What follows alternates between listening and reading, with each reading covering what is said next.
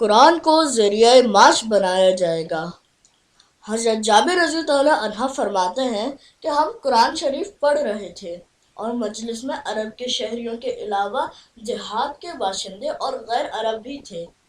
اسی اثنا میں حضور صلی اللہ علیہ وسلم تشریف لے آئے اور فرمایا کہ پڑھتے رہو، اور ان قریب ایسے لوگ آئیں گے جو قرآن کو تیر کی طرح درست کریں گے، یعنی حروف کی ادائیگی کا بہت زیادہ لحاظ کریں گے، اور ان کا مقصد قرآن پڑھنے سے دنیا حاصل کرنا ہوگا اور اس کے ذریعے آخرت نہ سنواریں گے۔ دوسری روایت میں ہے کہ آپ نے ارشاد فرمایا کہ میرے بعد ان قریب ایسے لوگ آئیں گے جو قرآن کو گانے اور نوحے کی طرح پڑھیں گے اور قرآن کے حلقوں سے آگے نہ بڑھیں گے، یعنی ان کا پڑھنا درجہ قبولیت کو نہ پہنچ سکے گا۔ ان پڑھنے والوں کے اور ان کے